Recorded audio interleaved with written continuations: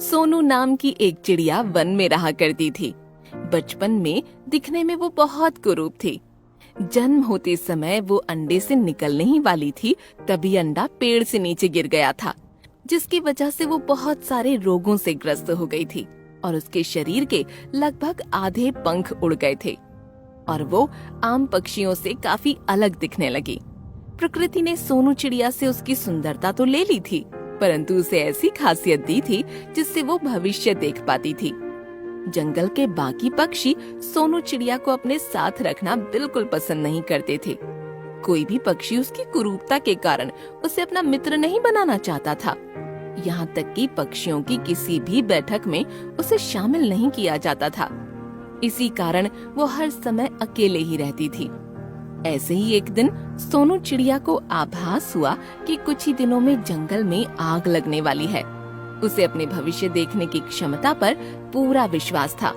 सोनू चिड़िया तुरंत उड़ती हुई सभी पक्षियों के बीच जाकर बैठ गई और कहने लगी, सभी पक्षी मित्रों से मैं निवेदन करती हूँ, वो जंगल का ये हिस्सा जल्द से जल्द छोड़ दें।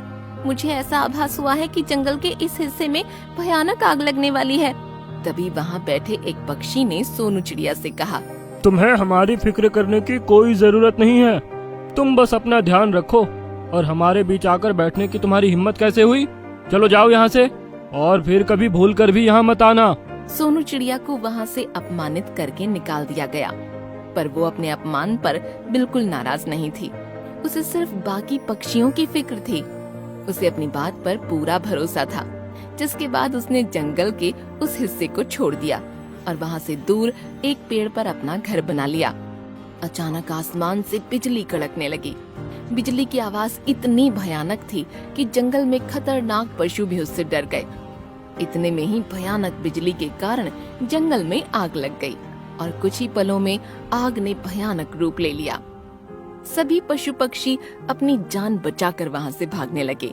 आग इतनी तेजी से फैल रही थी कि कुछ पक्षियों को उसने उड़ने से पहले ही अपनी लपटों में जकड़ लिया। कुछ ही घंटों में बहुत से पक्षी मारे जा चुके थे और बचे हुए पक्षी जंगल का वो हिस्सा छोड़कर दूसरे हिस्से में आ गए, जहाँ पर उसे सोनू चिड़िया का घर दिखाई दिया। सोनू चिड़िया सभी पक्षियों को इतने दुख में देखकर खुद भी दुखी थी। काश आप लोग मेरी बातों पर विश्वास करते, तो आज हमें ये दिन नहीं देखना पड़ता। सभी पक्षी अलग अलग पेड़ों पर जाकर सुबह का इंतजार करने लगे। सोनू चिड़िया को लग रहा था कि इतने बड़े हादसे के बाद शायद सभी उसकी बातों पर विश्वास करने लगेंगे, पर ऐसा कुछ नहीं हुआ। सवेरा होते ही सभी ने बैठक बुलाई, जिसमें सभी सोनू चिड़िया से माफी मांगने के बजाय उसे कोसने लगे और झुंड में बैठे एक पक्षी ने कहा, ये सब उस सोनू चिड़िया के कारण हुआ है। उसकी जुबान ही काली है। उसकी काली जुबान के कारण हमने अपने बहुत सारे पक्षी मित्रों को खो दिया है। हम सभी को मिलकर उसे मार देना चाहिए। पक्षी की बातों में आकर सभी पक्षी सोनू चिड़िया को मारने के लिए दौड़ पड़े। सोनू चिड़िया उन्हें इतना आक्रामक देखते हुए वहाँ से भागने लगी। कोई भी पक्षी सोनू चिड़िया का पीछा छोड़ने को तैयार ही नहीं था।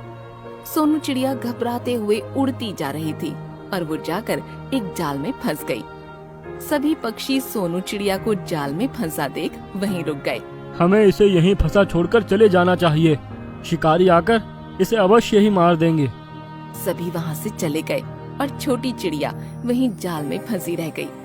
कुछ ही देर में वहाँ किसी के चलने की आहट हुई। सोनू चिड़िया ने देखा कि वहाँ शिकारी आ चुका था। शिकारी ने जाल में फंसी चिड़िया को देखकर जाल नीचे उतारा और चिड़िया को बाहर निकाला। मैंने ये जाल तो उन बदमाश गिद्धों के लिए बिछाया था, पर दुर्भाग्यवश तुम इसमें फंस गई।